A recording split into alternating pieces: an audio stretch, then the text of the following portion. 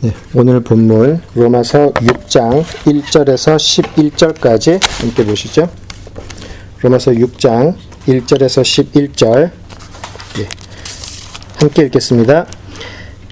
그런즉 우리가 무슨 말을 하리요? 은혜를 더하게 하려고 죄에 거하겠느냐? 그럴 수 없느니라. 죄에 대하여 죽은 우리가 어찌 그런데 더 살리요? 무릇 그리스도 예수와 합하여 세례를 받은 우리는 그의 죽으심과 합하여 세례를 받은 줄을 알지 못하느냐? 그러므로 우리가 그의 죽으심과 합하여 세례를 받음으로 그와 함께 장사되었나니 이는 아버지의 영광으로 말미암아 그리스도를 죽은 자 가운데서 살리심과 같이 우리로 또한 새 생명 가운데서 행하게 하려 함이라. 만일 우리가 그의 죽으심과 같은 모양으로 연합한 자가 되었으면 또한 그의 부활과 같은 모양으로 연합한 자도 되리라. 우리가 알거니와 우리의 옛사람이 예수와 함께 십자가에 못 박힌 것은 죄의 몸이 죽어 다시는 우리가 죄에게 종노릇 하지 아니하려 함이니 이는 죽은 자가 죄에서 벗어나 의롭다 하심을 얻었음이라.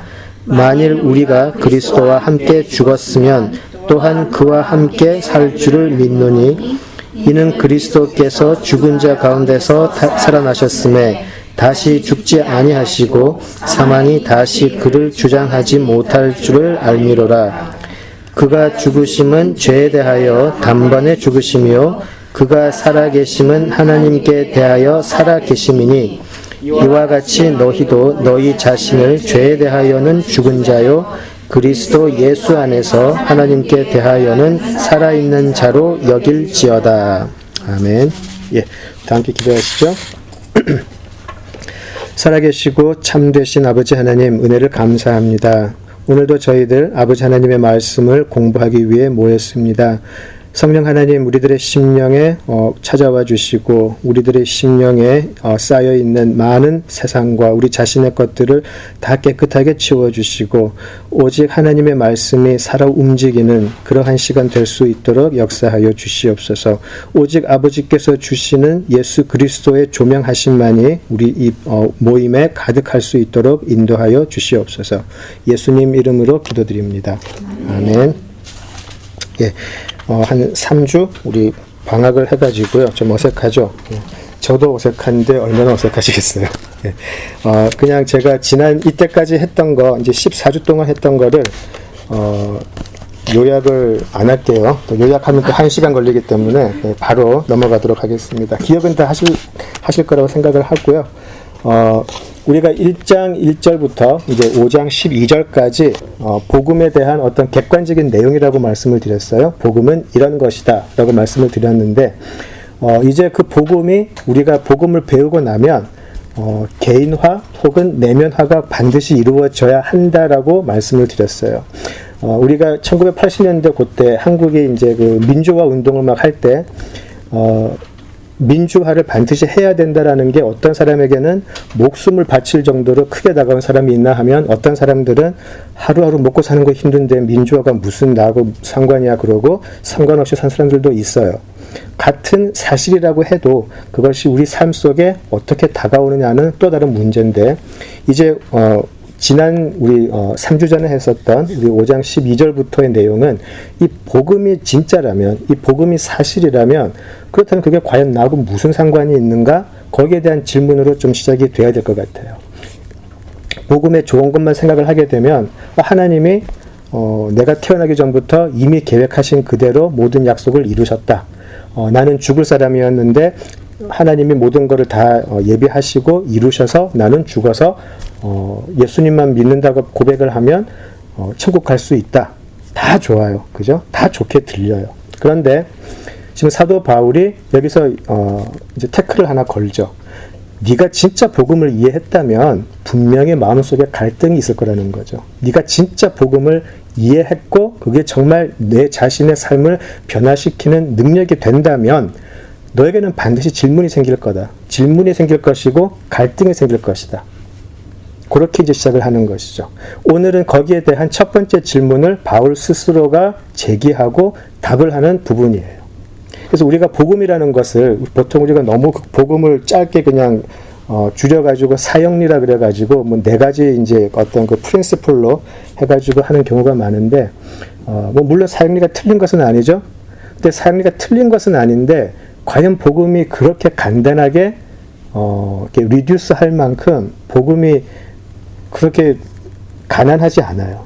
복음은 너무나 풍부하고 너무나 부유하고 많은데, 우리가 정말 그거 복음이 사실이어서 복음이 내 삶을 바꿔야 한다라고 생각을 한다 그러면 우리 마음속에 여러 가지 질문이 생길 수가 있어요. 거기에 대한 첫 번째 질문이 이제 오늘부터 시작이 돼요. 오늘 6장부터 8장 그리고 9장까지 내용 중에는 해석을 하는 방법이 사실은 여러 가지가 있어요. 그리고 특별히 교단에 따라서 해석하는 방법이 좀 달라요. 그리고 특별히 6장에서 1장부터 로마서 전체가 사실은 특별히 특정 교단을 생각을 한다면 장로교단이 너무너무 좋아하는 내용이 나올 수밖에 없어요. 어떤 예정론이라던가, 그죠? 복음의 완결성, 그리고 모든 사람의 어떤 그 타락, 그런 것에서 어떤 하나님께서 모든 것을 이루신다. 그래서 어떤 칼빈주의 모임이라던가 또 그 장로교 쪽에서는 부분을 너무나 좋아하죠. 그런데 뭐 새생명교회가 장로교회도 아니고 또 우리는 또 다른 여러 가지 그 배경을 가지고 있고요. 그리고 장로교단이 해석하는 방법은 우리 성경을 해석하는 여러 방법 중에 하나라고 생각이 돼요. 또 우리가 너무 한쪽에만 치우치다 보면 성경이 우리에게 말하는 또 중요한 것을 놓치는 경우가 상당히 많을 수가 있어요. 그래서 저는 전통적으로 이제 장로교 그리고 개혁주의 쪽에서 자라왔지만 칼빈주의자는 아니에요. 저는 칼빈도 모순이 있다고 생각을 하고요. 칼빈이 가르쳤던 것 중에 제가 동의하지 않는 부분도 있어요. 뭐 제가 동의하지 않는다고 해서 그게 뭐 당장 세상이 무너지는 건 아니지만 성경이 그렇게 가난하지 않다라는 거예요. 성경은 정말 여러 가지 앵글로 우리가 볼 수 있어야 하나님의 큰 뜻을 알 수 있다라는 것이죠. 그래서 저는 여러분들의 어떤 신앙의 배경을 몰라요. 어떤 교단에서 자라오셨는지, 어떤 교단의 교리를 가지고 공부하셨는지 모르겠지만 조금 마음을 열고 과연 그냥 우리가 문맥으로 쭉 읽을 때 지금 사도 바울이 로마 교인들에게 어떤 말을 하고 싶은 것일까? 한번 좀 오픈 마인드로 해서 한번 살펴보면 좋겠습니다. 첫 번째 질문은 이것이에요. 6장 1절을 다시 가보시죠. 6장 1절을 가보시면 우리 5장 20절부터 볼까요? 예, 5장 20절부터 보죠. 5장 20절, 21절. 제가 읽겠습니다. 율법이 들어온 것은 범죄를 더하게 하려 함이라. 그러나 죄가 더한 곳에 은혜가 더욱 넘쳤나니 이는 죄가 사망 안에서 왕노릇한 것 같이 은혜도 또한 의로 말미암아 왕노릇하여 우리 주 예수 그리스도로 말미암아 영생에 이르게 하려 함이라 라고 했어요. 20절을 보면 율법이 들어온 이유는 범죄를 오히려 더 조성하려고 했다. 더 만들려고 했다. 왜냐하면 죄가 드러나야 그만큼 은혜도 더 커지니까. 조금 알쏭달쏭한 이야기를 했었어요. 사실은 사도 바울이. 자, 그랬다면 죄가 들어와서 은혜가 더 넘친다면 그러면 우리 인간들이 자동적으로 나올 수 있는 말이 이것이죠. 그러면 은혜가 더 많이 받으려면 사고 좀 많이 쳐야 되겠네. 그게 자동적인 반응이라는 거죠. 자, 근데 이것이 이제 6장 1절이죠. 그런즉 우리가 무슨 말을 하리요? 은혜를 더하게 하려고 죄에 거하겠느냐? 이렇게 물어보는 거죠. 스스로 물어보고 있어요. 왜 사도 바울이 혼자 이야기해놓고 먼저 이 질문을 제기를 하냐면 실제로 이 문제가 초대교회에서는 굉장히 큰 문제였었어요. 사도 바울이 하나님께서 창세전에 이 모든 것을 예정하시고 택한 자를 위해서 그리스도를 보낼 것을 예언하셨고 이루셨고 그리고 오직 그분을 믿는 믿음 안에서 우리가 구원을 받는다라는 가르침을 하면 꼭 나쁜 놈들이 이런 이야기를 한 거죠. 그러면 내가 죄를 아무리 지어도 예수님만 시인하면 나는 천국 가겠네? 딱 이렇게 나오는 거죠. 근데 이 질문은 사실 지난 2000년 동안 끊이지 않고 나왔어요. 그리고 하나님의 이 주권적인 구원이라고 그러죠. 하나님의 이 주권적인 구원을 너무 믿다 보니까 어떤 사람들이 생기기 시작하냐면 칼빈주의 안에서도 칼빈주의는 그거죠. 그 하나님이 택하신 사람은 끝까지 이 인간이 무슨 사고를 쳐도 반드시 구원해 내신다라는 것을 믿는 게 칼빈이즘인데 거기에 하이퍼들이 생겼어요. 하이퍼는 뭐죠? 더 울트라, 더 큰 거잖아요. 하이퍼 켈비니스트라 그래가지고 한국말로 뭐라 해야 될지 모르겠어요. 어쨌든 아주 극단의 극단주의적인 칼빈주의자들이 생겨났었어요. 이 사람들은 전도를 안 하고 선교를 안 해요. 우리가 선교 나가고 전도 안 해도 하나님이 택할 사람은 하나님이 다 알아서 하신다라는 거죠. 이 사람들이 실제로 특별히 19세기 그리고 20세기 초반에 많았었어요. 그리고 많은 경우 장로교단도 사실 조금 이 부분에 속하긴 했었어요. 옛날에. 하나님께서 다 하시는데 뭐 선교를 나가나, 우리만 잘하면 되지, 이러는 거였죠. 이 질문하고 바로 연결이 되는 거예요. 하나님이 다 하신다며, 하나님이 다 하시는데 내가 뭐 특별히 좀 그렇게 좀 엄하게 안 살아도 어차피 구원 받을 거. 근데 이게 이제 나중에 요즘 세대에 어떻게 이게 변형이 되냐면, 죄를 지어 놓고도 한 2달 숨어 있다가 하나님이 나 용서하셨다 그러고 또 뿅 나타나죠. 그러고 그래도 하나님이 나를 용서하셨어 그러고 또 스스로 면죄부를 주고 나와서 움직이고, 그런 경우가 많아요. 기독교인이라고 막 하나님은 아신다라고 해놓고는 사고치고 나중에 이렇게 사실로 밝혀지고 나니까 숨어 있다가 나중에는 하나님이 모든 걸 용서하셨습니다, 나는 구원받았습니다, 이런 식으로 된다는 거죠. 그러니까 이 질문이, 지금 사도 바울이 하는 질문이 좀 어린 뭐라 그럴까요? 좀 미성숙한 사람의 질문인 것 같지만 사실은 이 질문은 오늘까지 연결되어 있어요. 자, 조금만 또 조금 틀어보면 이것이죠. 쾌락주의로도 빠질 수가 있어요. 실제로 초대교회 때부터 이 쾌락주의자들이 초대교회 서클 안에 있었어요. 어차피 우리 육신은 죄를 짓는 죄를 지을 수밖에 없다. 어차피 육신은 죄를 지을 거지만 우리는 영으로 구원받을 거기 때문에 괜찮다, 하나님이 구원해 주실 거다, 그러니까 살아있는 동안 먹고 마시자, 그렇게 된 거죠. 그래서 기독교 서클 안에서도 쾌락주의자들이 실제로 있었어요. 이제 더 큰 서클로 가면 이제 다른 이제 신약 성경 공부할 때 이제 뭐 영지주의 그런 거 배우셨을 거예요. 이제 그런 영지주의자들이 또 나오는데, 실제로 사도 바울이 있을 때부터 이 질문은 사도 바울이 전파하는 복음의 첫 걸림돌이 된 게 사실이에요. 하나님이 우리 구원의 주권자라면, 하나님이 처음부터 끝까지 모든 걸 하신다면, 그럼 우리는 뭔가? 우리는 할 일이 없나? 할 일이 없다면 즐기지 뭐, 이렇게 되는 거죠. 이제 소위 말하는 모태 신앙분들이 계실 거예요, 그죠? 모태 계시는 줄로 아는데 참 애매하지 않아요? 모태 신앙들. 어렸을 때부터 기독교 가정에서 자라가지고 뭐 특별히 이렇게 뭐 사고 친 거 없잖아요, 사실. 그죠? 제일 힘들 때가 수련회 가가지고 죄 고백하라 그럴 때 별로 할 거 없는데 자꾸 하라 그러고, 그죠? 근데 딴 애들은 막 울면서 막 갑자기 저기 안에 있던 담배 꺼내고 뭐 꺼내고 막 그러는데 저는 담배 근처도 가본 적 없고 뭐 회개할 게 없단 말이에요.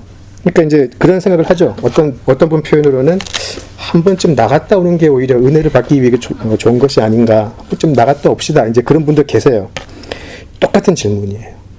은혜를 알기 위해서 죄에 거하는 것도 괜찮겠네라는 질문을 한다는 거죠.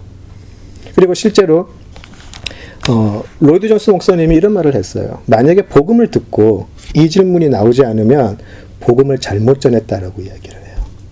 복음을 제대로 들었으면 이 질문이 반드시 나와야 된다고 얘기하죠. 우리 구원을 하나님께서 다 이루신다면 그럼 내가 할 일은 없네, 어쨌든 나는 구원 받겠네라는 잘못된 생각을 가질 수 있다라는 거죠. 굉장히 좀 뭐라 그럴까요?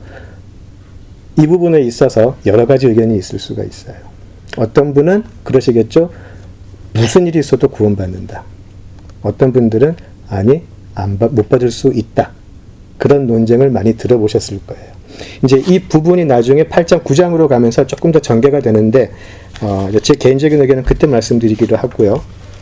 자, 어쨌든 바울이 로마서 전체를 한번 생각을 해보면 좋겠어요. 하나님의 예정이나 하나님의 구원의 주권을 가지고 로마서를 해석하는 것이 맞죠. 맞는데 일단 우리가 배웠던 교리는 살짝 좀 빼놓고요. 살짝 빼놓고 그냥 편지를 한번 읽어보자고요. 편지를 한번 쭉 읽어보면 사도 바울의 로마서 편지는 굉장히 이상하게 되어 있어요. 전반부에는 1장부터 9장까지는 하나님의 주권을 굉장히 강조를 해요. 하나님의 주권을 강조했으면 사실 11장에서 마치면은 아주 멋있게 끝이 나요. 모든 것이 하나님으로부터 말미암았고 하나님을 통해서 이루어지고 하나님으로 인해 마무리 될 것입니다. 아멘 하고 딱 끝나면은 로마서는 아주 멋있게 끝이 나요. 문제는 12장부터 시작이 돼요. 로마서의 결론이 사실은 우리 삶의 행동으로 나오게 돼요. 교리로만 읽으면 로마서를 1장에서 9장만 다루는 경우가 굉장히 많아요. 1장에서 11장까지. 하나님의 주권만 강조하고 싶어서.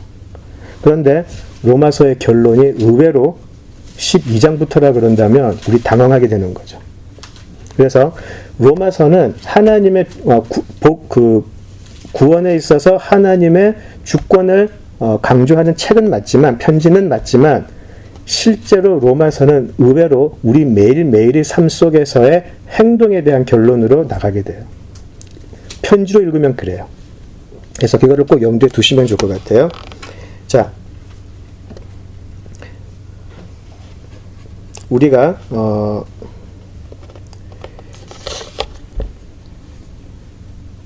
그 믿음과 행위, 우리 구원에 있어서 믿음과 행위에 대한 그런 디베이트는 굉장히 많아요. 그리고 이제 우리가 우리 구원은 오직 믿음으로 말미암았다. 그래서 행위라는 말만 나와도 막 부르르 떨잖아요. 아니야 그렇잖아요. 근데 일단 믿음과 행위를 구별하는 것 자체가 사실은 조금 비성경적이고요. 성경은 믿음과 행위를 사실은 구별하지 않아요. 그리고 그렇다면 우리가 이야기하는 구원을 받음에 있어서 믿음이라는 게 뭐고 행위라는 것은 무엇인가는 우리가 좀 다시 공부를 좀 해야 될 필요가 있어요. 우리가 너무 교리적으로 배우다 보니까 이 믿음에 대한 오해가 굉장히 커진 것 같아요. 그래서 사도 바울이 지금 이 편지를 통해서 로마 교인들에게 무엇을 말하고 싶을까? 이것을 좀 고민을 하면 좋겠어요. 사실은 로마서의 결론은 로마서 12장부터 들어가요. 너희 마음을 새롭게 하고 변화시키고, 그죠? 너희들이 드릴 영적인 예배를 드려라로 나가게 돼요. 만약에 하나님이 모든 거 다 하신다 그러면 너희들은 먹고 마시고 즐겨라가 되겠죠. 그리고 신약을 잘 생각해 보시면 마태복음부터 계시록까지 잘 생각을 해 보시면 두 가지로 생각을 하셔야 돼요. 하나는 이 편지들이 예수를 믿지 않는 사람들을 향했던 것이 아니에요. 예수를 믿는다고 하는 사람들을 향한 편지였었어요. 두 번째는 하나님의 주권에 대한 내용도 핵심이지만 그래서 어떻게 살아야 한다가 사실은 양으로 보면 더 많아요. 이 부분을 우리가 굉장히 간과하고 있다는 거죠. 그래서 우리가 세상 사람들이 기독교인들은 입만 살아있는 것 같아 라고 하는 그런 비난이 사실은 굉장히 뼈아픈 지적이죠. 입만 살아있는 사람들. 그래서 예수 믿는 사람들은 물에 빠져도 입만 둥둥 뜬다라는 게 맞을 수 있어요. 저는 그게 굉장히 맞을 거라고 생각이 돼요. 그죠? 그래서 하나님의 주권 중요하고 그러나 하나님의 주권을 인정하고 받아들이는 우리가 어떻게 살아야 하는가도 동시에 강조하는 게 로마서 전체의 모습이에요. 이것이 이제 6장부터 시작이 돼요. 왜 6장부터 시작이 되냐면 복음이 내면화가 되기 때문에 그래요. 복음을 소화해야 되기 때문에 그래요. 복음을 지식으로 받아들이면 태초에 하나님이 계셨고 하나님이 세상을 창조하셨고 이렇게 쭉 가겠죠. 그 복음을 지식으로 받아들이면 예수님이 부활하셨고 내가 그것을 인정합니다. 이것은 지식이에요. 이것은 나의 동의가 돼요. 내가 정말 이 복음을 소화했다면 이 복음이 내 삶 속에서 드러날 수밖에 없다라는 거죠. 그래서 로마서의 핵심이었던 1장 16절, 17절을 보시면 복음이 하나님의 능력이라고 되어 있어요. 하나님의 가르침이 아니고 하나님의 능력이라고 나와 있어요. 능력이라고 한다는 것에는 한 가지 전제가 있어요. 이것을 이루어지지 못하게 하는 어떤 하나의 힘이 있다라는 거죠. 근데 그 힘을 이기는 능력이 된다라는 거죠. 그리고 그 힘은 어느 한때 있었던 힘이 아니고 지금 이 순간에도 우리 사이에도 있을 수 있고 그리고 우리 각자의 마음속에도 있을 수가 있어요. 그죠? 그러니까 그런 모든 어려움에도 불구하고 하나님의 이끄시는 구원의 길을 끝까지 갈 수 있도록 해주시는 능력이 복음이라는 거죠. 그래서 이번에 제가 한국 갔을 때 누구랑 만나서도 그 얘기를 했는데 복음을 지식으로 받아들이지 말고 넘어서서 복음을 능력으로 받아들인다라는 것이 너무나 힘들다라는 고백을 하시더라고요. 복음은 능력, 힘이에요.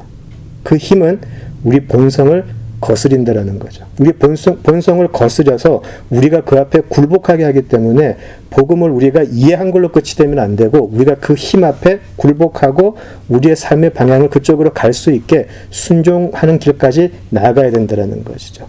그것이 로마서 6장부터 이제 펼쳐질 거예요. 이제 조금 더 자세하게 보시죠. 자, 그래서 6장부터가 저는 로마서가 제시하는 복음에 큰 균형을 맞추는 좀 균형추라고 생각이 돼요. 모든 것을 하나님이 하신 거는 맞지만 그렇다고 해서 너희들은 쾌락주의로 또는 안일주의로 빠지면 안 된다. 더 열심히 살아야 한다라고 이야기하는 것이 이제 6장부터예요. 자, 2절을 한번 보시죠. 자, 죄가 은혜가 더 크게 하기 위해서 그럼 우리는 죄 거해도 되겠습니까? 라는 질문에 대한 대답이 2절이죠. 그럴 수 없느니라. 죄에 대하여 죽은 우리가 어찌 그 가운데 더 살리요? 라고 대답을 하죠. 단호한 대답이에요. No way라고 하는 것이죠. 그죠?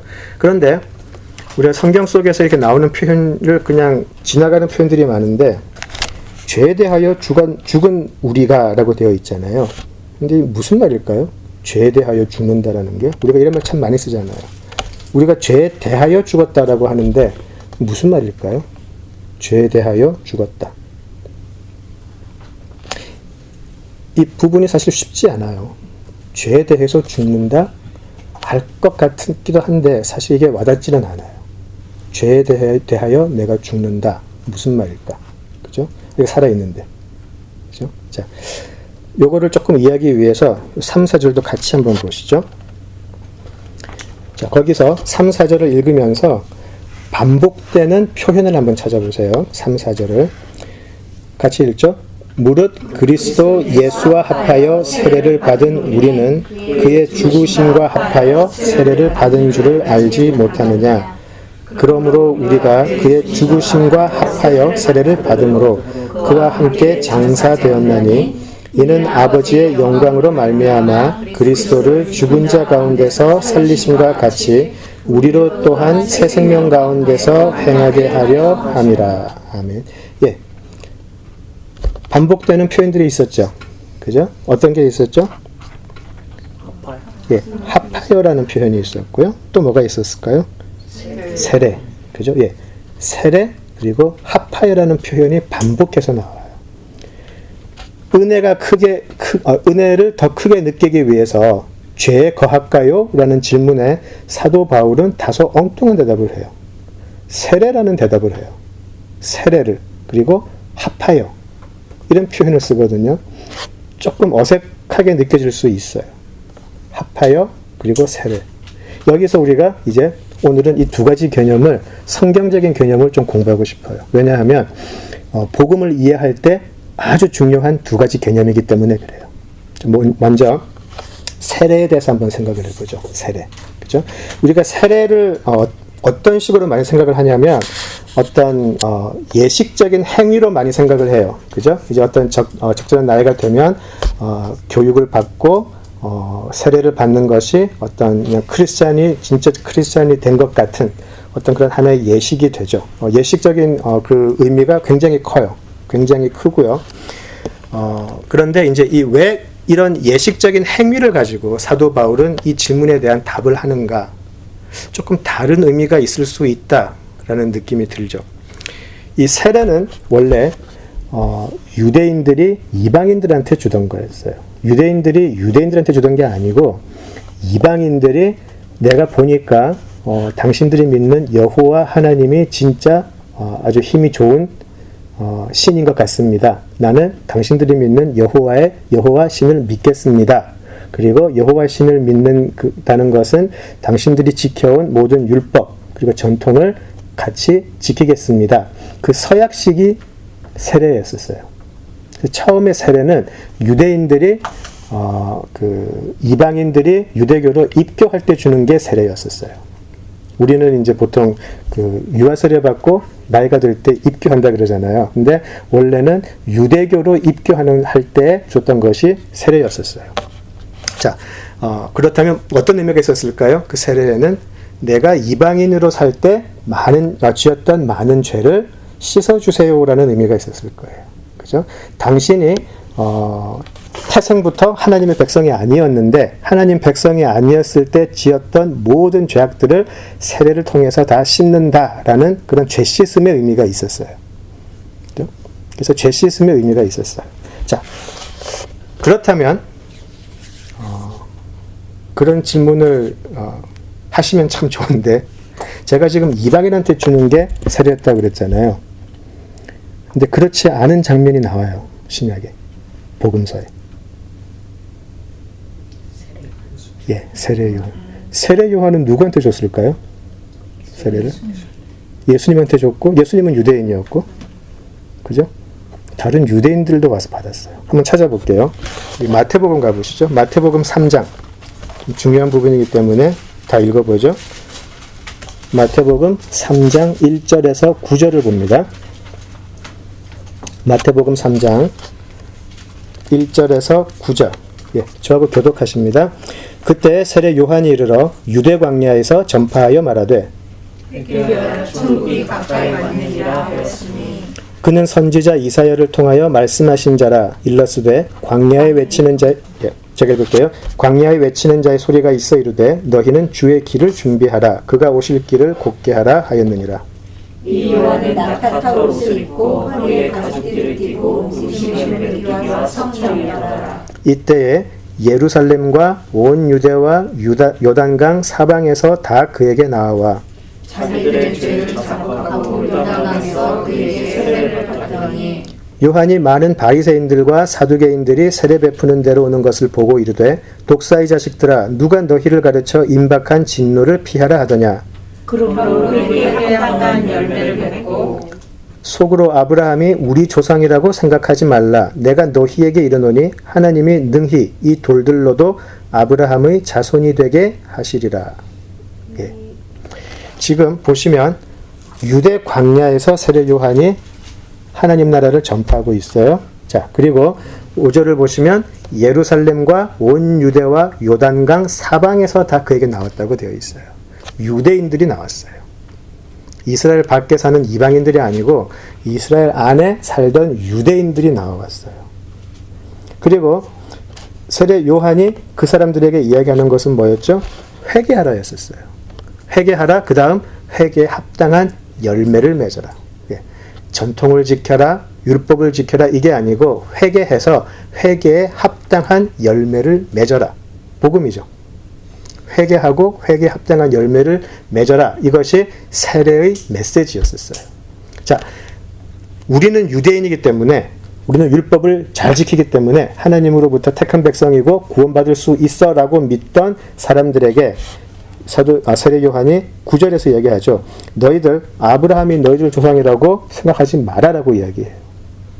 그런 거 아무 소용 없다라고 이야기하죠. 그래서 세례 요한이 여기서 이 이야기를 하는 거예요. 아브라함이 너희들 조상이라고 생각하지 마라. 하나님이 돌들로도 아브라함 조상 만들 수 있다. 그게 중요한가 아니다라고 말하는 이유가 바로 여기에 있어요.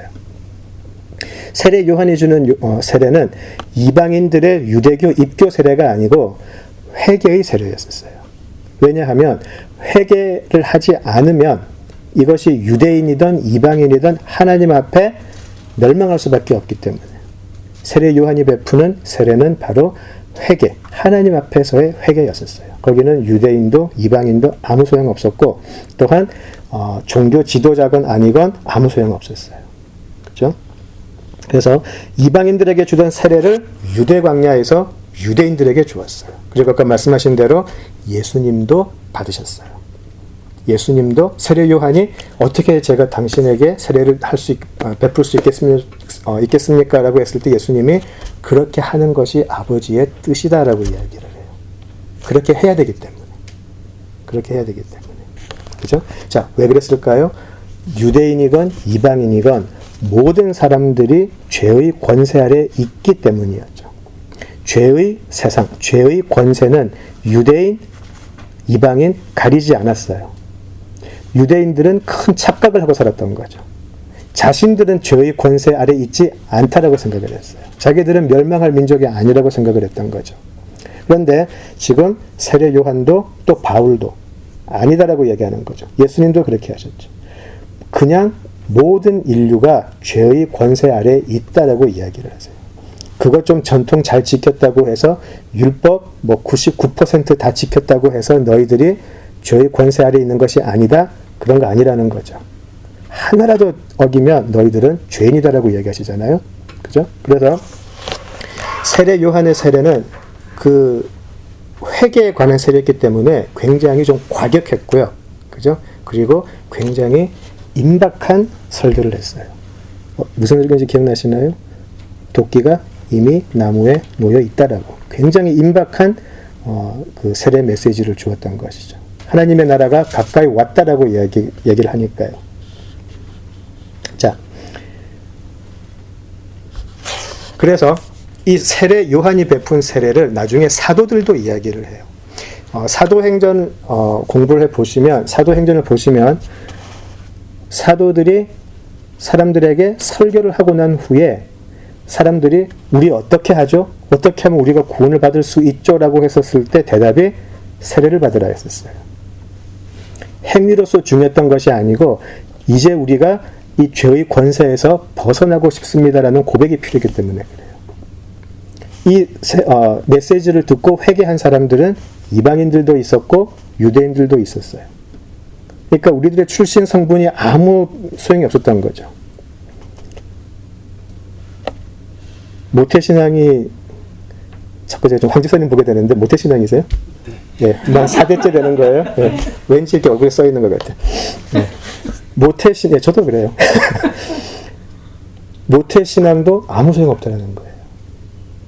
진정으로 죄의 권세 아래서 제가 벗어나고 싶습니다라고 고백하는 그 고백이 필요하다는 거죠. 그래서 사도들은 항상 설교하고 나서 세례를 받으라라고 이야기를 했었어요. 형식적인 세례가 아닌 아주 간절한 자신들의 신앙 고백이었었어요. 세례라는 것이. 왜냐하면 다시 제가 그 돌아가 볼게요. 유대인들이 이방인들에게 유대인 입교를 증명하는 예식으로 준 것이 세례였다면 유대인들이 세례받고 있는 유대인을 보았을 때 어떤 생각을 했을까요? 지금 미쳤구나 생각했을 거예요. 쟤는 이방인도 아닌데 왜 지가 세례를 받지? 조롱거리가 되었을 것이고요. 그죠? 제정신이 아니게 보였을 거예요. 그런데도 그 사람들은 그것을 감수하고 세례를 베풀어 주세요 했다라는 거죠.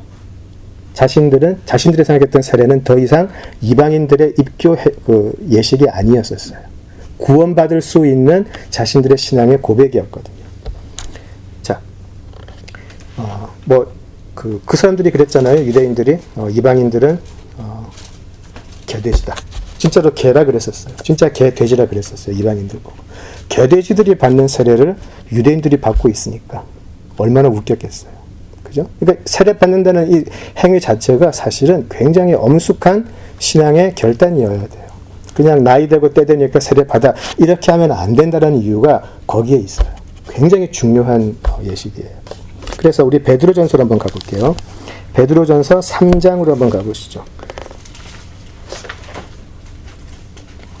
베드로전서 3장 21절을 보시죠.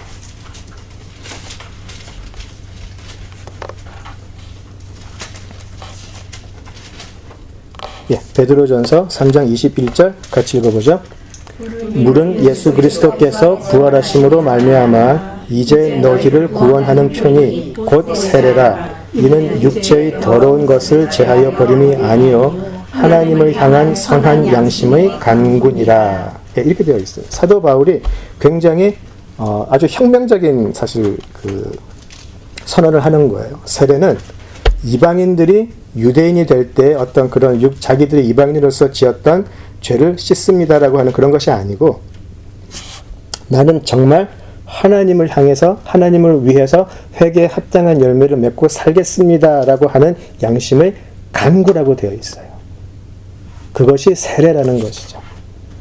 그래서 우리는 다 세례를 받은 줄로 제가 알고 있는데 우리 아이들이나 다른 이제 새롭게 믿음 생활 시작하는 분들에게 세례 같은 것을 제가 좀 강요하는 걸 보거든요. 시간이 됐다고 해서 그렇게 하면 안 돼요. 세례는 그 사람의 인생에서 너무나 중요한 시간이에요. 정말 그 사람이 하나님 앞에 나는 정말 사람들이 내가 이 세상에서 어떻게 되든지 간에 나는 이 죄의 권세에서 벗어나고 싶습니다. 나는 하나님의 구원에 참여하고 싶습니다. 나는 하나님의 나라를 위해서 내 모든 것을 던지겠습니다. 도와주세요라는 간구가 있어야 줄 수 있는 것이 세례예요. 요즘 너무 이것이 좀 예식적으로 변해가지고 의미를 많이 상실한 것 같아요. 세례는 믿음의 간구예요. 하나님께 대한 아주 간절한 간구여야 돼요. 그것이 세례라는 것이죠. 우리 온 인생을 거는 거기 때문에. 자, 그래서 절기가 돼서 하는 예식이 절대로 아니고요. 자, 그렇다면 이 세례가 그런 의미라면 이제 두 번째 표현으로 들어가 볼게요. 이제 그 세례의 의미를 머리에 계속 담아 두시고 이제 두 번째 표현이었던 합하여라는 부분을 한번 보죠. 두 번째가 반복해서 나왔던 표현이 합하여라는 것이죠. 자, 이 세례가 나하고 무슨 관계가 있는가? 이 세례가 나하고 무슨 관계가 있는가? 왜냐하면 이 세례는 그리스도와 합하여지는 과정이기 때문에 그래요. 이것을 그 개혁 교단에서는 Union with Christ라 그래가지고 아주 중요한 교리예요. Union with Christ. 그리스도와의 연합. 아주 중요한 교리가 되는데요.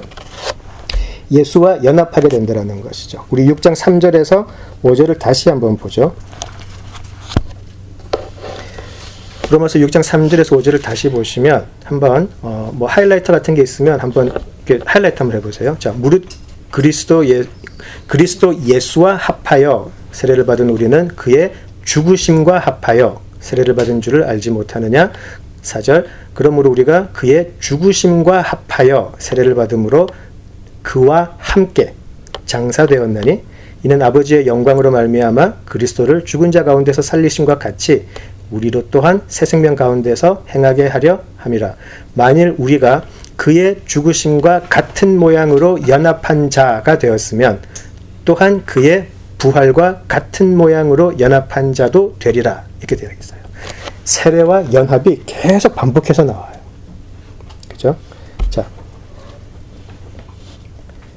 만약에 우리가 예수님과 합하였다면, 만약에 우리가 예수님과 함께 죽었다면, 예수님과 함께 살아났다면, 그러면 이 질문 자체가 성립이 되느냐라고 바울이 좀 물어보는 거예요. 우리가 예수님하고 같이 죽었다면, 우리가 예수님과 함께 살았다면 다시 죄로 가도 되겠습니까? 라는 질문 자체가 성립이 안 돼요. 왜냐하면 예수님은 죄에 거하실 수 없는 분이기 때문에. 우리가 예수님과 합했다면 우리가 죄의 삶을 살아도 결국에는 구원받겠네요 라는 질문 자체가 성립이 안 된다는 거예요. 이것이 바울의 요지예요. 예수님이 은혜가 크게 하기 위해서 죄를 지어 가시겠느냐 그 말이에요.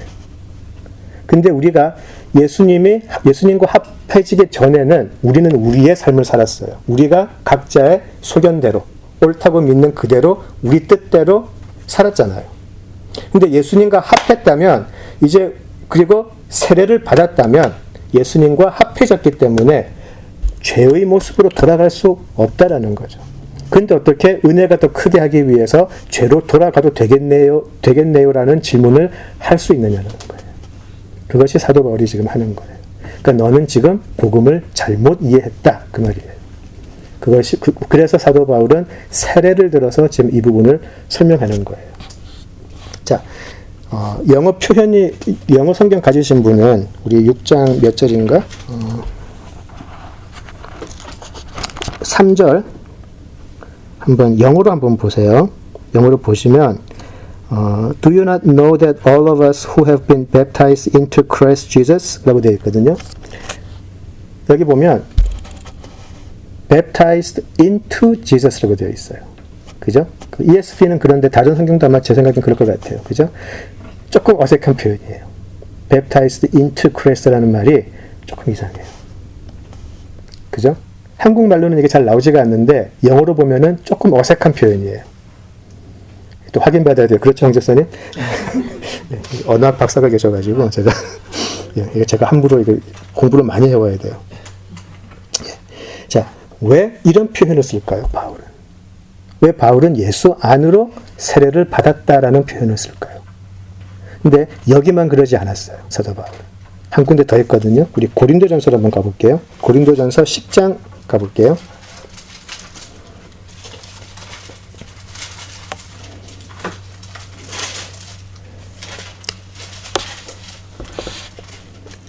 고린도전서 10장 1절에서 4절을 함께 보십니다. 고린도전서 10장 1절에서 4절. 예, 우리 같이 읽을까요? 형제들아, 나는 너희가 알지 못하기를 원하지 아니하노니 우리 조상들이 다 구름 아래에 있고 바다 가운데로 지나며 모세에게 속하여 다 구름과 바다에서 세례를 받고 다 같은 신령한 음식을 먹으며 다 같은 신령한 음료를 마셨으니 이는 그들을 따르는 신령한 반석으로부터 마셨음에 그 반석은 곧 그리스도시라. 예, 여기 10장 2절을 영어로 보시면 여기도 baptized into Moses라고 되어 있어요. 똑같은 표현이 나와요. 그죠?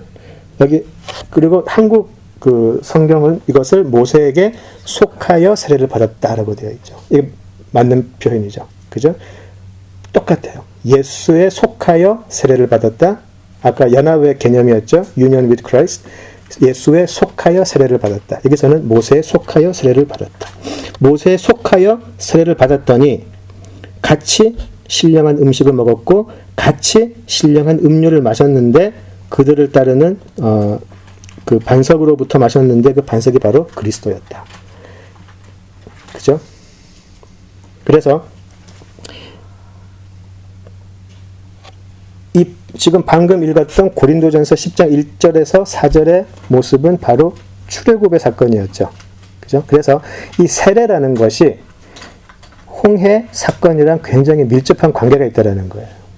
아까 제가 죄 씻음을 받고 그리고 이제 새로이 하나님께 그 구하는 그 선한 양심의 간구라는 의미가 세례에 있었다고 했잖아요. 세례 요한도 회개해라, 그리고 회개에 합당한 열매를 맺어라. 그런 세례의 메시지를 계속 줬었고요. 그죠? 자, 한번 생각을 해보죠. 출애굽에서 이제 홍해 사건을 떠올려 보면 그들이 이제 출애굽의 시작은 일단 애굽을 단체로 떠나는 거였죠. 자, 떠나서 그 다음에 홍해로 들어갔어요. 홍해로 들어갔는데 특별히 성경도 그렇고 고대 근동지방도 그렇고 바다라는 것은 죽음을 의미했어요. 그래서 요한계시록을 보시면 자꾸 용들이 어디서 나오죠? 자꾸 바다에서 기어 나와요. 그죠? 죽는다는 것도 바다에 빠지는 걸로 나오고요. 요나도 바다에 빠져서 고래에 잡히죠. 사실은 죽음을 상징하는 거거든요. 바다에 빠지는 것은 죽음을 의미를 했었어요.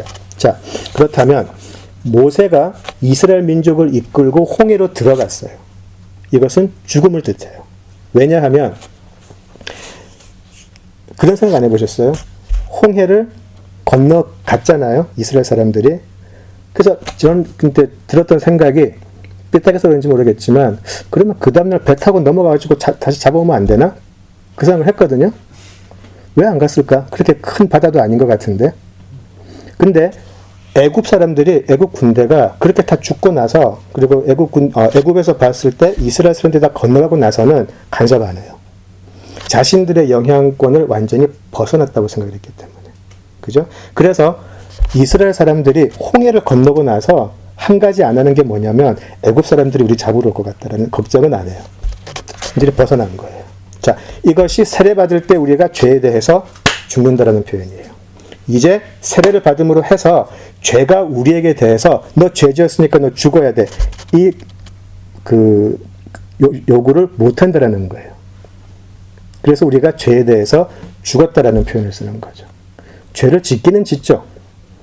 여전히 이스라엘 사람들 홍해 건너가고 나서도 엄청 불순종했어요. 그렇지만 그 사람들이 하나님께 벌을 받았을지언정 애굽 사람들한테 잡혀 죽진 않았었어요. 그래서 죄가 더 이상 우리의 주인이 되지는 못한다는 거죠.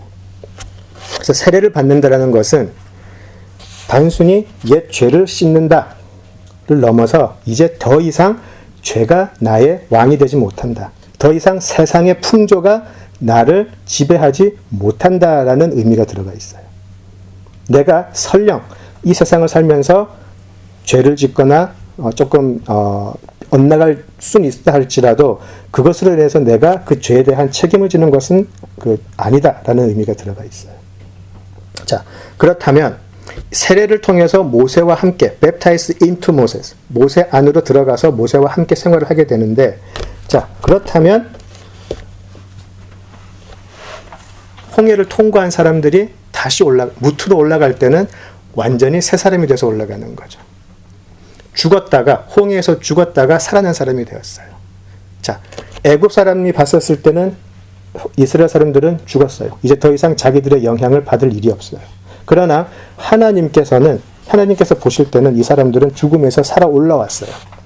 죽음에서 살아 올라왔기 때문에 하나님에 대하여는 산 사람이 되는 거예요. 그때부터는 이스라엘 사람들은 철저하게 하나님의 인도하심을 광야 생활에서 순종했었어야 돼요. 그것이 하나님께 대하여 살아있다라는 말이죠. 우리가 때로는 굉장히 관념적으로 이해를 하게 되는데 그런 그 출애굽의 의미가 여기에 들어가 있어요. 자, 그렇다면 조금만 더 생각을 전개를 시켜보면 출애굽 시절에는 그 사람들이 하나님께 대하여 살아서 하나님께 순종을 하려고 했는데 다 실패해버렸잖아요. 모세도 죽어버렸어요. 그죠? 자, 그때 복음의 능력이 나타나는 거죠. 예수 그리스도를 하나님이 미리 예비를 하시고 이제 예수를 우리의 목자로 보내셨어요. 그래서 그 목자의 음성을 듣고 따라가면 반드시 약속의 땅으로 데려가 주겠다라고 약속하시는 것이 구원의 확신이에요. 지금 이 상황 속에서 예수님이 우리 목자가 이리 가라라고 할 때 가고 목자가 서라라고 할 때 서고 그렇게만 순종한다면 우리가 아무리 좀 중간에 죄를 짓고 그렇게 해도 반드시 구원의 완성에 이르게 하겠다라고 하는 하나님의 의지가 구원의 확신이에요. 나는 어떤 일이 있어도 구원받을 줄을 믿습니다라고 하는 게 구원의 확신이 아니에요. 그건 약간 요즘 잘못된 구원의 확신이에요. 구원의 확신은 내 믿음으로 오는 게 아니고 하나님의 약속으로부터 오는 거기 때문에 그래요. 자, 아까 로마서 6장 3절에서 5절을 보시면 바울의 논지는 이래요. 죽었는데 장사되었다라는 표현을 쓰잖아요. 완벽하게 죽었다라는 거예요. 그 말이 맞는지 모르겠어요. 죽어도 완벽하게 죽었다라는 거죠. 그래서 아예 장사까지 지내버릴 정도로 죄에 대해서는 완벽하게 죽어버렸다. 이것이 세례다라고 이야기해요. 그래서 죄는 더 이상 우리에게 왕의 노릇을 할 수가 없다. 그러면 우리는 뭐죠? 하나님께 대하여 살아났기 때문에 우리는 부활의 증인들이 되는 것이죠. 우리 이것 봐라. 우리는 예수와 함께 죽었더니 하나님께 대하여 산자가 되었다. 이것이 부활 신앙이에요. 죽고 나서 나는 다시 살아날 거야. 이게 부활 신앙이 아니고 물론 그런 것도 있겠지만 진짜 부활 신앙은 이것이에요. 죄에 대하여 죽었더니 예수로 인해 세례를 받았더니 나는 죄에 대하여 죽고 하나님께 대하여는 살았다. 부활 신앙이 시작되는 시점이 되는 것이죠. 자, 우리 갈라디아서 한 번만 더 볼게요. 잘 아시는 부분인데요. 갈라디아서 2장 20절을 한번 보시죠. 외우시는 분들도 계실 텐데 갈라디아서 2장 20절. 지금까지 우리가 나누었던 내용이 딱 한 절에 잘 요약이 되어 있어요. 갈라디아서 2장 20절. 예, 같이 읽죠. 내가 그리스도와 함께 십자가에 못 박혔나니 그런즉 이제는 내가 사는 것이 아니요 오직 내 안에 그리스도께서 사시는 것이라. 이제 내가 육체 가운데 사는 것은 나를 사랑하사 나를 위하여 자기 자신을 버리신 하나님의 아들을 믿는 믿음 안에서 사는 것이라. 아멘. 예. 이제 내가 사는 것이 아니고 내 안에 그리스도께서 사시는 것. 예. 이것이 부활 신앙이에요. 이것이 참된 세례받은 사람의 부활의 삶이에요. 내 삶의 주권이 내가 애굽에서 살 때는 죄의 종노릇을 하였고 내 스스로가 내 자신의 주인이 되려고 했었는데 이제 삶의 주권이 완전히 하나님께로 가버렸어요. 하나님께서 여기로 가라 그러면 여기로 가는 것이고 여기서 잠깐 멈추자 그러면 멈추는 것이고 예전에 한번 성경 공부를 할 때 내 삶의 주권이 하나님께 반드시 드려져야 한다라는 부분에서 굉장히 고민하는 지체를 봤어요. 이 분은 신앙생활을 오래 하신 분이었는데 이 부분에 대해서 동의가 안 되는 것을 느꼈어요. 그리고 그때 저는 그분의 구원의 소망을 봤어요. 왜냐하면 하나님의 주권에 대해서 고민한다는 것은 너무나 큰 은혜거든요. 그 하나님의 주권을 너무나 생생하게 느끼지 않으면 고민도 없어요. 하나님한테 주권, 내 삶의 주권 드립니다. 뭐 찬양하고 하지만 사실 고민 많이 안 해보신 분들이에요. 근데 이분은 내 삶의 주권을 내가 아닌 하나님이 가진다라는 것에 대해서 뭐 반감도 있었고 이해하기도 어려웠고 그러나 반드시 그래야 된다라는 것도 아셨어요. 그래서 그분에게서 구원의 소망을 보았어요. 내가 십자가에서 죽고 또 예수와 함께 합하는 세례를 통해서 나는 죽고 그런데 내 안에 예수가 살았다. 이것이 복음의 핵심인데 그것이 도대체 나하고 무슨 상관인가? 듣고 나서 고민 안 하는 분들이 사실 19인데 간혹 가다가 이 부분 때문에 너무나 힘들어하는 분들이 계세요. 정말 복음이 그분들의 심령을 울리기 시작하는 거죠. 그래서 저는 우리가 같이 있는 이 공동체에서 그런 분들이 정말 많이 나왔으면 좋겠어요. 많이 나왔을 때 우리가 정말 그분들에게 함께 기도해 줄 수 있는 그런 공동체가 되면 좋겠다라는 생각을 정말 많이 해요. 성령이 충만하면 성령께서 일하시면 그런 지체들이 분명히 보일 거라고 생각이 돼요. 자, 그래서 그렇게 내 삶에 예수가 사는 것, 그래서 하나님께서 주권을 가지고 내 삶을 이끌어 가실 때 내가 순종하는 것, 그것이 복음의 능력이라는 것이죠. 우리를 구원의 완성에 이르게 하시는 하나님의 능력이다. 왜냐하면 너무나 많은 유혹도 있고 너무나 많은 미혹도 있고 너무나 많은 실망이나 아픔이 있는데 그것들을 이기게 해 주시기 때문이죠. 로마서 6장 6절에서 11절 계속 보시죠. 로마서 6장 6절에서 11절. 저거 교독하시죠. 우리가 알거니와 우리의 옛사람이 예수와 함께 십자가에 못 박힌 것은 죄의 몸이 죽어 다시는 우리가 죄에게 종노릇 하지 아니하려 함이니 이는 죽은 자가 죄에서 벗어나 의롭다 하심을 얻었으나 만일 우리가 그리스도와 함께 죽었으면 또한 그와 함께 살 줄을 믿노니 이는 그리스도께서 죽은 자 가운데서 살아나셨으니 다시 죽지 아니하시고 사망이 다시 그를 주장하지 못할 줄을 아니로다. 그가 죽으심은 죄에 대하여 단번에 죽으심이요 그가 살아계심은 하나님께 대하여 살아계심이니 이와 같이 너희도 너희 자신을 죄에 대하여는 죽은 자요 그리스도 예수 안에서 하나님께 대하여는 살아있는 자로 여기지어다. 아까 우리가 읽었던 갈라디아서 2장 20절이 풀어서 설명이 되죠. 어떤 의미인지. 그죠? 이제 우리는 죄에 대해서 죽고 하나님께 대하여는 산 사람이 되었다라고 이야기를 해요. 그렇기 때문에 은혜를 더 크게 하기 위해서 다시 애굽의 삶으로 돌아가겠다? 말이 안 된다라는 거죠. 죽음을 다 죽여놓고 홍해에서 다 죽여놓고 새 사람으로 광야에 데리고 왔더니 다시 애굽으로 기어 들어가겠다라고 하는 것이 말이 되겠느냐라는 거죠. 말이 안 된다라는 거죠. 그래서 우리 요한복음 10장에 보시면 그런 말이 있잖아요. 양은 그 자기 주인의 음성을 안다. 그죠? 그래서 진짜 네가 복음을 듣고 구원의 여정에 들어온 사람이 맞다면 너는 하나님의 음성을 분명히 들을 것이다. 너는 분명히 예수님의 음성을 들을 것인데 그 음성을 듣고 따라가는 것이 하나님께 대하여 산 사람이다. 그런데 선한 목자이신 예수가 내가 너 은혜를 좀 맛보게 해줄 테니까 일단 죄의 길로 좀 한번 같이 가자라고 하겠느냐라는 거예요. 절대로 예수님은 그러지 않는다라는 거죠. 그죠? 자, 그래서 우리가 지금 듣고 있는 음성이 과연 이 선한 목자의 음성인가 아니면 선한 목자의 음성을 가장한 세상의 목소리인가는 우리 각자가 분별을 해야 돼요. 누가 대신 해주지 못해요. 괜히 성령 사역하는 분 따라가가지고 그런 거 하지 말고 우리 스스로가 하나님과 독대하는 가운데 결정해야 돼. 분별해야 돼요. 하나님은 우리에게 예수를 통해서 분명히 성령을 통해서 이야기를 해주시기 때문에 그래요. 앞서 우리가 5장 공부를 할 때 그 말씀 드렸잖아요. 복음이 능력이라고 했었을 때 그리고 아담에 속한 자 또 예수에 속한 자 이야기를 할 때 복음은 지금 두 가지 세력을 이야기하고 있다라고 말씀을 드렸어요.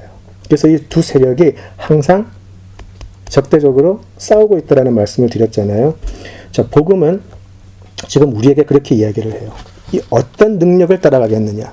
이 능력을 따라가게 되면 어쩌면 너는 명성을 얻을 수도 있고 어쩌면 지금보다 훨씬 나은 삶을 살 수도 있고 그렇게 해줄게라고 그 능력으로 다가올 수 있어요. 그리고 아주 달콤하게 우리에게 다가올 수 있어요. 그런데 또 하나의 세력은 다른 이야기를 해요. 처음 네가 지금 이 음성을 듣고 따라가면 실망할 수도 있어. 실망하는 삶이 네 생각보다 더 길어질 수도 있어. 그래도 따라와. 이 길로 가야 네가 살아. 근데 그때 우리가 그 음성이 우리 주인의 음성임을 분별하고 따라가면 그 약속을 분명히 이루어 주겠다라고 하는 것이 복음의 능력이라는 거죠. 실망을 해도 그 길을 지나게 하시고 반드시 가나안에 이르게 해주겠다고 하신 그 약속이 복음의 능력이라는 거죠. 우리가 이 두 세력의 싸움에 놓였을 때 우울해질 수도 있고 좀 힘들 수도 있고 아플 수도 있고 그런데 우리는 소망이 여기에 있는 것이죠. 복음의 능력이 우리를 반드시 하나님의 구원의 완성으로 이끄실 것입니다. 그 확신이 우리에게 있어야 하는 것이죠. 예수에 속해서 우리 모두가 세례를 받은 사람들이면 좋겠습니다. 그리고 의롭다 하심을 가능하게 해주신 우리 목자의 음성을 듣고 또 그 의의 나라의 법 잘 따라서 갈 수 있으면 좋겠어요. 우리 결론적으로 우리 고린도전서 12장, 우리 골로새서로 가보죠. 우리 아니 두 군데만 더 보자. 고린도전서 12장 13절 한번 보시죠. 고린도전서 12장 13절.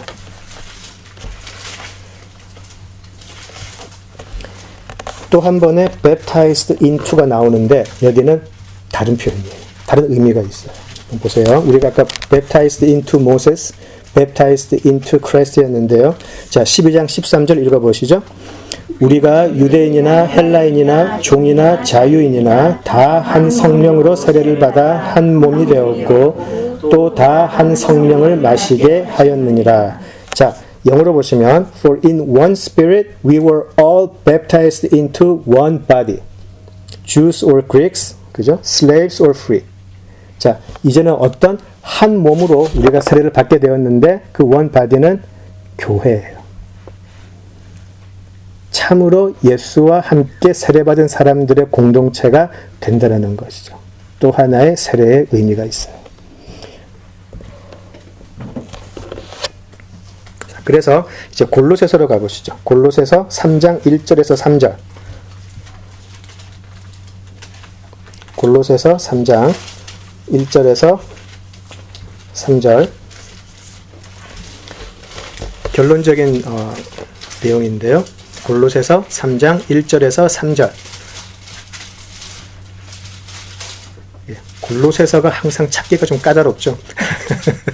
애매하게 있어가지고요. 같이 읽겠습니다.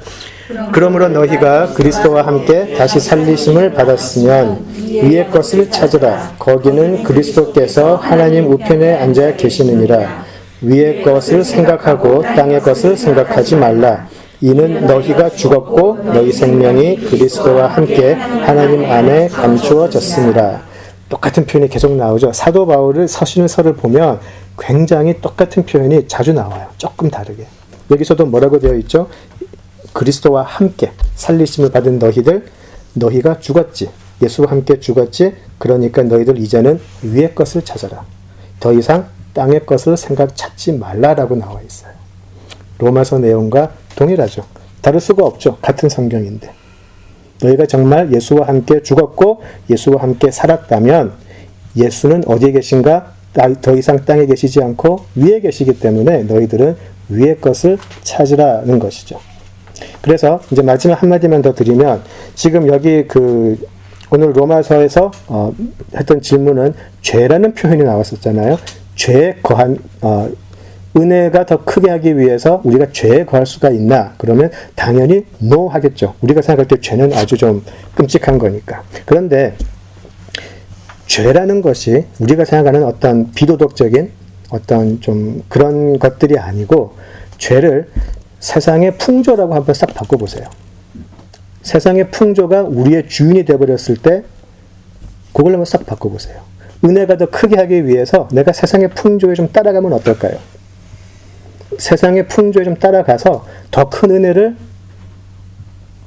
제가 고백할 수 있으면 어떨까요? 라는 아주 기묘한 논리도 나올 수 있다라는 거예요.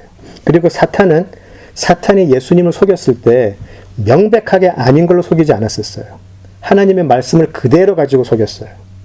만약에 우리가 사탄이 이 말을 했다라는 걸 몰랐다면 그래 성경 말씀에서 이렇게 했으니까 이렇게 할 수 있겠지라고 했을 거예요. 분명히. 지금 죄는 아주 교묘하게 우리를 찾아온다는 거죠. 은혜가 더 크게 하기 위해서 하나님께 영광 돌리기 위해서 뭐가 있을까요? 하나님께 영광 돌리기 위해서 제가 이렇게 크게 되면 좋지 않겠습니까? 라고 하는 교묘한 미혹으로 다가올 수 있다는 거예요. 사실은 자기 자신의 욕심을 채우고 싶으면서. 근데 그것을 쓱 바꾼다는 거예요. 그러면 하나님께 영광 돌리면 되죠. 뭐 축구할 때 골 넣어가지고 기도하는 건 좋은데 뭐 그게 또 하나님 영광 받으시겠어요. 근데 알고 봤더니 상대편의 크리스천이 더 많으면 어떡하죠? 그러니까 우리 욕심을 채우면서 제가 그분들 비난하는 건 아닌데 우리가 그렇게 우리 죄성은 하나님께 영광을 돌린다라고 하면서 우리 자신의 욕심을 교묘하게 바꿀 수 있는 존재라는 거죠. 사도 바울이 지금 건드리는 부분이 바로 그 부분이에요. 너희가 정말 예수와 함께 세례를 받아서 죽었다면, 정말 예수와 함께 세례를 받아서 죽고 살아났다면 예수께서 원하시는 참된 삶이 있을 텐데 아파도 그 길을 끝까지 가라. 네 뜻이 이루어지지 않고 하나님의 뜻이 이루어지는 삶을 따라가라라고 하는 게 성경의 말씀이기 때문에 그런 거죠. 그래서 이제 다음 주에는 조금 더 들어갈 거예요. 다음 주 조금 더 들어가고, 그런데 이 부분이 쉽지가 않은 것은 사도 바울이 이제 그렇게 얘기를 해요. 사도 바울이 굉장히 우리에게 아주 좀 무서운 어떤 선생님처럼 이야기하는 것처럼 보이지만 알고 보면 사실 내가 더한 놈이다. 이제 그렇게 나와요. 사실 알고 보면 내가 진짜 나쁜 놈이다. 역시 사도 바울도 복음을 자기 자신의 어떤 개인화, 내면화를 시키면서 생기는 갈등이 분명히 있었고 그것을 솔직하게 나누게 돼요. 로마서에서. 그래서 그 부분을 한번 보도록 하겠습니다. 그럼 여기까지 하죠. 기도합니다. 아버지 하나님, 은혜를 감사합니다. 부족한 자가 아버지 하나님의 말씀을 나누는 데 있어서 하나님의 뜻과 하나님의 뜻을 어긋나게 했던 것이 있다면 하나님 지워주시고 오직 하나님께서 우리 각자에게 예비하신 메시지만이 전달되었기를 소원합니다. 그리고 그 메시지, 참된 메시지가 전하여졌다면 우리들의 삶을 변화시켜 주시옵소서. 복음은 능력이기에 우리 각자의 자아를 깨트리고 하나님의 뜻이 우리들의 삶에서 온전히 이루어질 수 있기에 우리는 그것을 소망하고 간구합니다. 우리 모두가 예수와 합하여 세례받은 자들이 되어 하나님 앞에 산 자들이 되고 하나님의 뜻을 향하여 달려가는, 그리고 하나님의 뜻대로 이 세상을 살아가는 하나님의 참된 자녀들 될 수 있게 하여 주시옵소서. 예수님 이름으로 기도드립니다. 아멘.